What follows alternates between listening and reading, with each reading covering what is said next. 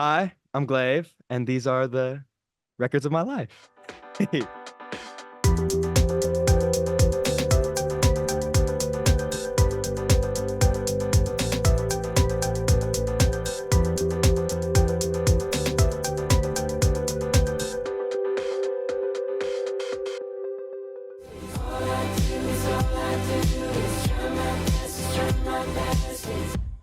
You look like you're having a good day. I am having a good day. How are you doing? I'm really, really well. Thank you, and thank you for being so patient when getting this done finally. I want to congratulate you on your new album. Thank you so much. That means a lot. Yeah, please. You collaborated with a lot of like really interesting people on the record. Can you tell us a bit about it? Yeah, so I made this in Alaska with the Bros, which the Bros is Jeff Hazin, who's a producer, Ralph Castelli, who's like a producer, but also does an artist project that's really good, and then John Cunningham, who's like an amazing producer. And we made this basically in like 10 days, and it was really kind of spur of the moment. I tended, at least in the past, not to make that many songs that fast, and I was really nervous about like making music because I thought I was bad. Which was kind of in my own brain, but maybe a little bit in reality. And yeah, we made it, and it was like breathing air. It was really easy, and I was just kind of worried for nothing. It appears, but I don't know. I think it's really fucking good. Like out of everything I've ever made, I think it's by far the best. So what else could you hope for? I suppose. That's the most important thing, that you love the record, right? Because it's your baby, and yeah. So what were some of the records that you grew up on? I know you're a big fan of pop music, but your high school years in North Carolina. Honestly, I don't think I listened to an album. This really ages me, but I don't think I probably listened to an album until I was like 17. Like an album top to bottom. I was just like listening to YouTube videos. I didn't kind of understand the concept of an album, but which makes me sound so young, and it's so embarrassing. I've heard albums now, but and then I got really into Six Dogs, who's a rapper that passed away, I don't know, rapper, singer, whatever, and he had an album just called Six Dogs, and that was the first album I ever remember thinking that every song was really good, and that's kind of what made me understand that, like, okay, albums are worth it, because like if every song is really good, like you're like, whoa, this is fucking amazing.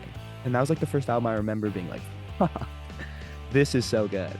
And yeah.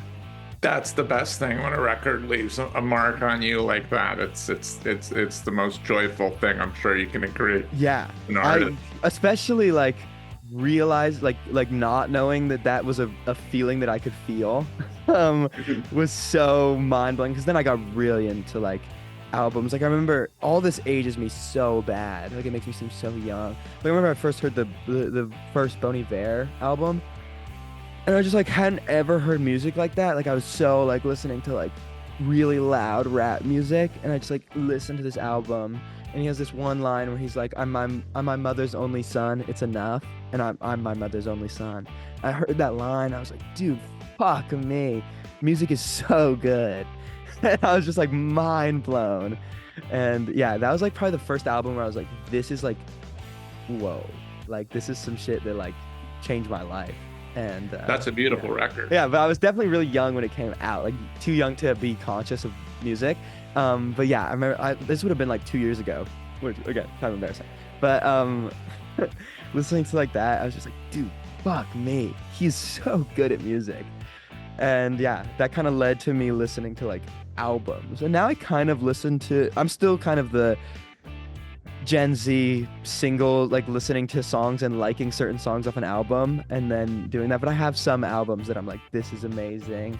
I'm trying to just go through shit that as I'm remembering it. Like I got really into the Format. I don't know if you know what that is. Like Nate Roos, who's the lead singer of Fun, and it's his band before Fun. And I remember just that was the first vinyl I ever bought, which again kind of ages me, but I just remember like my manager showed me a song of theirs, and I was like, this is so good. And I got so into Nate Roos. I found out he had a song with Young Thug, which kind of blew my mind at the time. And I was just like, yeah, I got really into the Format, and then I got really into like the 1975, I think it was the second album I bought. I bought the Microphones first album, I guess their only album. And it was just like then I got really into music after sort of Bon Iver. I was like, whoa, you're the goat.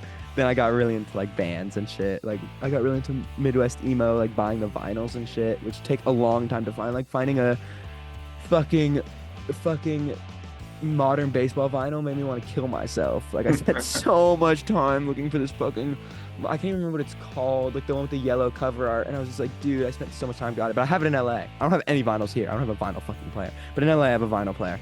And yeah, that was kind of my early introduction to like projects of music. Again, I'm going to put you on the spot. We're based in Canada, so favorite Canadian record?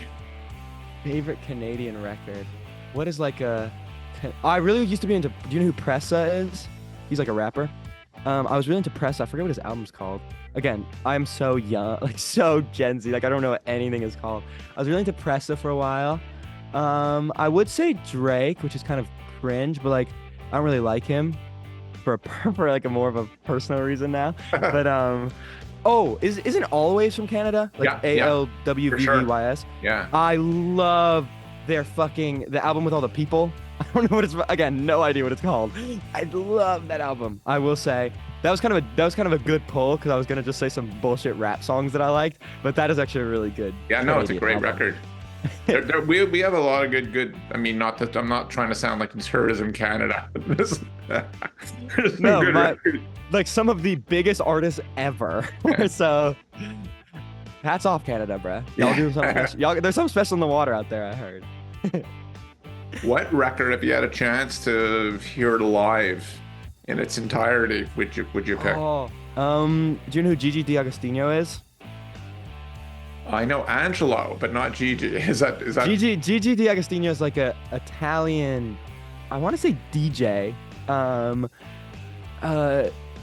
don't know how to describe what his music is. It's like he has one song that you probably know. It's like a very big like club song. But I got really into his music because of one album. I have it up right now, but I don't even know how to pronounce it. It's called L'amour Toujours. And I love dance music kind of recently because I went to Europe and I like went to a party and I was like, oh, this is really good. I would pay to see that live. I think it's really good. It's like this album came out in like the 80s, the 90s. And I was like, dude, fucking hell. This is like futuristic music.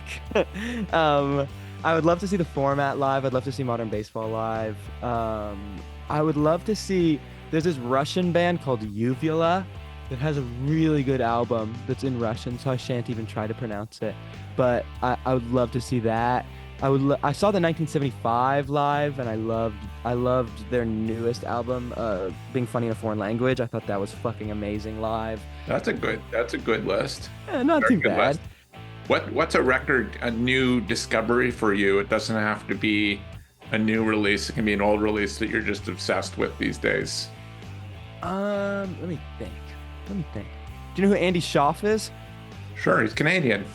He is? He is. Canadian goat then. I got really into the party. That's great. I was like, when I first heard it, I was like, this is good. Like I'm kind of like pea-brained when it comes to music. So I was like, oh, it's really slow. There ain't no drops. But I was like, and then I kind of got the idea of like the magician and like being early to the party and the sort of concept that it derived from. I was like, oh my God, he's a fucking genius. Yeah. The production is so good. I would also love to see that album live. I think he's so sick. So you were just mentioning you were in Europe and stuff like that. I'm a terrible flyer. What's a good record to listen to stay calm and relaxed? I'm a pretty beast flyer. I'm not even gonna lie. So I can listen to anything, but I will say that this most recent time I flew from Minnesota to North Carolina, and I was running the Abba Waterloo album, which is like very big and not very niche. Doesn't make me seem very cool, but holy fuck. I watched this video because of it, where they break down the vocal layers of the two ladies who sing in it. And I was like, oh my God, I need to sing like them. They're so good. And I was just mind blown about how well produced it is and how good it sounds. I think whatever they're doing in Sweden, like Max Martin and whatever fucking those ABBA two guys that were producing those songs were doing, they got something special in the water. Because that shit is so good. I was like fucking mind blown. And it's really not, to be fair, is kind of good flying music.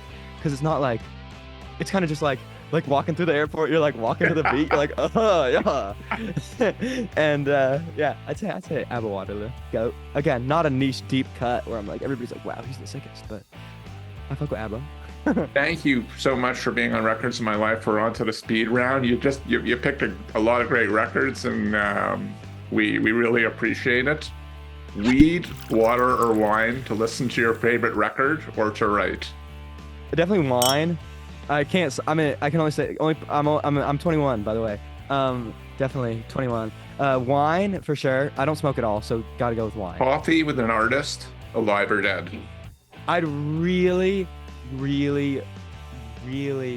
like to meet the I've met him, to be fair. This is so embarrassing. I met him, but we never went. I want to have a deep conversation with the lead singer Oso Oso. He opened for me, and I think they're the sickest band ever. I'm such a fucking big fan, and he's so cool. Like every time I met him, I was just like, fuck. And this is so embarrassing because he's like just a normal guy, but he's so cool. Like I want to like sit down for like 5 hours and just really know what he got going on. 'Cause I'm like, dude, how do you think of the things that you say? It's very impressive. Shout out, bro. Words of wisdom for your fans and our audience. Words of wisdom. I will say I'm not the most wise boy. I tend to make some questionable decisions.